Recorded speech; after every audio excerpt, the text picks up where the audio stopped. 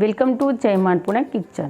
હું ઇલાબી આહિર આપ સૌને મારા જય દ્વારકાધીશ. લીલી મેથીમાં 1 કપ રવો નાખી અને બનાવો એકદમ ટેસ્ટી અને ચટપટો નાસ્તો.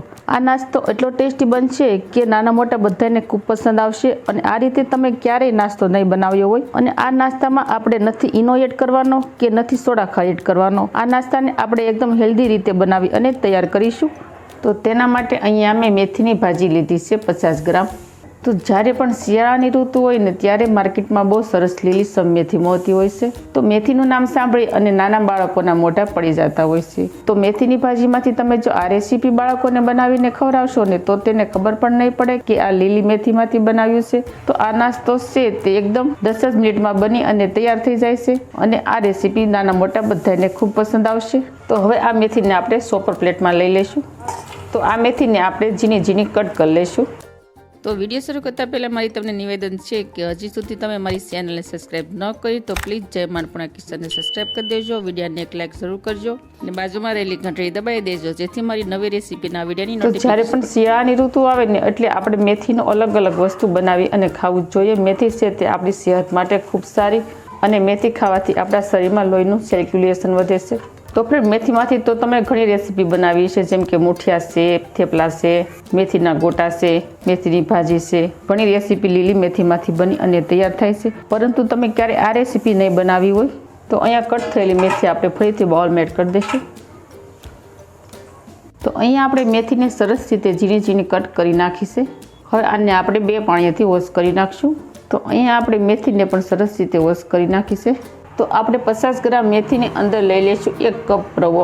રવો અહીંયા છે તે મેં મીડિયમ લીધો છે. વધારે પડતો ઝીણો પણ નથી અને વધારે જાડો પણ નથી. જે આપણે સૂજીનું પેકેટ આવે છે તે જ રવો મેં લીધો છે. તો હવે આપણે આ રવાને એડ કરી દઈશું મેથીની અંદર. તો હવે આપણે રવાને મેથીમાં એડ કર્યા બાદ આપણે સરસ રીતે મિક્સ કરી દઈશું. ત્યારબાદ આપણે લઈ લઈશું 1 વાટકી જેટલું દહીં. તો દહીં તમારા ઘરમાં જે રીતે ખાટી રેસીપી ખવાતી હોય તે રીતે તમે લઈ શકો છો. અત્યારે મેં દહીં છે તે મીડિયમ ખાટું લીધું છે. તો હવે આપણે આની અંદર દહીં એડ કરી દઈશું. દહીંને આપણે એડ કર્યા પહેલાં થોડુંક ફેટી લેવાનું. તો હવે આ દહીં એડ કર્યા બાદ આપણે સરસ રીતે મિક્સ કરી દઈશું. તો જો તમે આ રીતે મેથી અને રવાની અંદર દહીં એડ કરી અને રેસીપી બનાવો ને તો શું થશે કે મેથીમાંથી કડવાટ ઓછી થઈ જશે અને બાળકોને બિલકુલ ખાવામાં કડવું નહીં લાગે અને ખાવામાં ખૂબ ટેસ્ટી લાગશે. તો જો અહીંયા આપણે દહીં સરસ રીતે મિક્સ કરી દીધું છે. હવે આને આપણે 5 મિનિટ સુધી રેસ્ટ આપી દઈશું. તો 5 મિનિટ થઈ જાય ત્યારબાદ આપણે આગળની પ્રોસેસ કરીશું. તો 5 મિનિટ થઈ ગઈ છે. 5 મિનિટ બાદ આપણે જોઈ લઈશું. તો સૂજી છે તે સરસ ફૂલી ગઈ છે. હવે આની અંદર આપણે થોડા વેજીટેબલ એડ કરી દઈશું. તો સૌથી પહેલાં લઈ લઈશું કટ કરેલી ડુંગળી. જો તમે ડુંગળી ન ખાતા હોય તો તમે સ્કીપ પણ કરી શકો છો.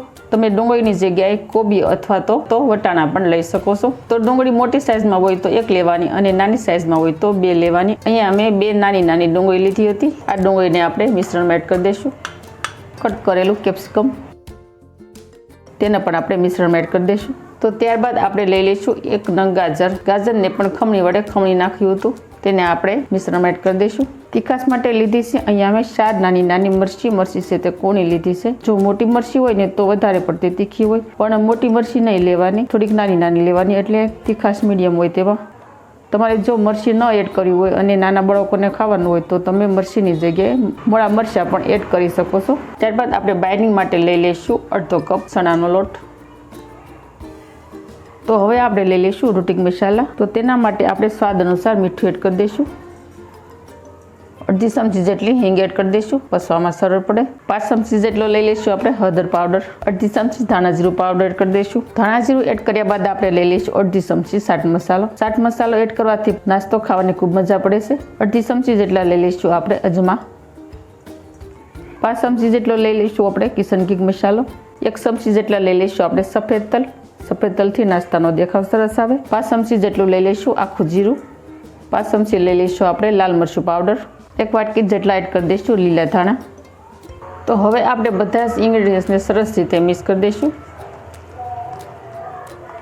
પહેલાં આપણે હાથ વડે આ રીતે સરસ રીતે મિક્સ કરી દેવાનું અને પછી જો આપણને લાગે કે પાણીની જરૂર પડશે તો તમારે થોડું પાણી એડ કરવાનું અને પછી જો તમને લાગે કે આ મિશ્રણ છે તે વધારે ડ્રાય પડતું છે તો થોડું પાણી એડ કરવાનું. નહીંતર પાણી એડ નહીં કરવાનું. તો મને અહીંયા થોડું મિશ્રણ ડ્રાય લાગે છે એટલે હું થોડું પાણી એડ કરું છું.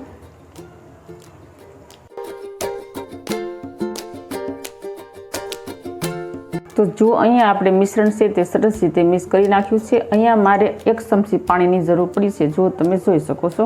તો હવે આવશે મેઇન પ્રોસેસ. તો તેના માટે આપણે હવે જઈશું ગેસ તરફ. તો હવે આપણે ગેસ ઓન કરી અને ગેસ પર આપણે પેન રાખી દઈશું. આ નાસ્તામાં નોનસ્ટિકની પેન હાલશે, લોખંડની કે એલ્યુમિનિયમની વસ્તુ નહીં ચાલે.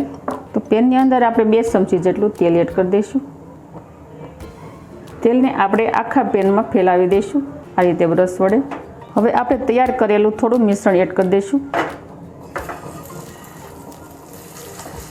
તમને જે રીતની થિકનેસ ગમે એ રીતે તમે બેટર એડ કરી શકો છો. ત્યારે હું નાસ્તાનો મીડિયમ થિકનેસ રાખું છું. હવે આ મિશ્રણને આપણે આ રીતે આખા પેનમાં ફેલાવી દઈશું સરખી રીતે. આ રીતે આપણે કિનારીએથી ચમચી વડે સેટ કરી દઈશું સરખી રીતે. ઉપરથી થોડા તલ ભભરાવી દઈશું. આ રીતે તલને સ્પ્રિંકલ કરવાથી નાસ્તાનો દેખાવ સરસ આવે અને શિયાળાની સિઝન છે એટલે આપણે આ રીતે તલ ખાઈ શકીએ. ઉપર પણ આપણે 1 ચમચી જેટલું તેલ એડ કરી દઈશું. હવે આપણે ઢાંકણ ઢાંકી દઈશું અને ઉપરથી નાસ્તો સુખા જેવો લાગવા મળે ત્યાં સુધી આપણે તેને કૂક કરી લઈશું. આ નાસ્તો કૂક થતાં ફક્ત 2 થી 3 મિનિટ જ લાગશે. હવે આપણે ઢાંકણ ખોલી અને જોઈ લઈશું. જો આ રીતે ઉપરથી ડાય જેવો લાગવા મળે તો હવે આપણે ફરતી કિનારે આ રીતે ચમચો ફેરવી અને નાસ્તાને પલટાવી લઈશું. જુઓ કેટલો સરસ ઉપરથી કલર આવ્યો છે. હવે આપણે નીચેનો ભાગ પણ ઢાંકણ ઢાંકી અને કૂક થવા માટે રાખી દઈશું. જુઓ નીચેનો ભાગ પણ સરસ કૂક થઈ ગયો છે, કલર પણ સરસ આવ્યો છે. હવે આ નાસ્તાને આપણે ડાયરેક્ટલી પ્લેટમાં જ એડ કરી દઈશું. જુઓ બન્યો છે ને, જોતાં જ ખાવાનું મન થઈ જાય તેવો નાસ્તો. હવે આપણે સેમ પ્રોસેસથી બીજો નાસ્તો પણ પાથરી લઈશું. તો ફ્રેન્ડ, તમને આ રવા અને મેથીની રેસીપી કેવી લાગી તે મને કમેન્ટ કરી અને જરૂર કહેજો. અને તમે પણ આ રેસીપી ઘરે જરૂર ટ્રાય કરજો, બહુ સરસ બનશે અને બધાય ખાતા નહીં ધરાય એટલી ટેસ્ટી બનીને તૈયાર થાય છે. અને આમાં આપણે લીલી મેથી એડ કરી છે એટલે આ નાસ્તો એકદમ હેલ્થી બનીને તૈયાર થાય છે. એટલે આ નાસ્તો આપણી હેલ્થ માટે પણ ખૂબ સરસ. તો અહીંયા આપણો સરસ નાસ્તો બની અને થઈ ગયો છે તૈયાર. તો હવે આ નાસ્તાને આપણે કટ કરી લઈશું. તમે આ નાસ્તાને કોઈ પણ શેપમાં કટ કરી શકો છો. હું અત્યારે આને ત્રિકોણ શેપમાં કટ કરી રહી છું. સાથે દહીં સાથે, ગ્રીન ચટણી સાથે, આંબલીની ચટણી સાથે બહુ સરસ ટેસ્ટી લાગે છે. તો જો આને આપણે પિઝા કટ પણ કહી શકાય. તો જો બન્યો છે ને પિઝા અને બર્ગરને પણ ભૂલાવી દે તેવો નાસ્તો. અને જ્યારે પણ તમારા બાળકો પિઝા અને બર્ગરની માંગ કરે એટલે તમારે આ રીતે હેલ્થી નાસ્તો બનાવી અને તૈયાર કરી નાખવાનો.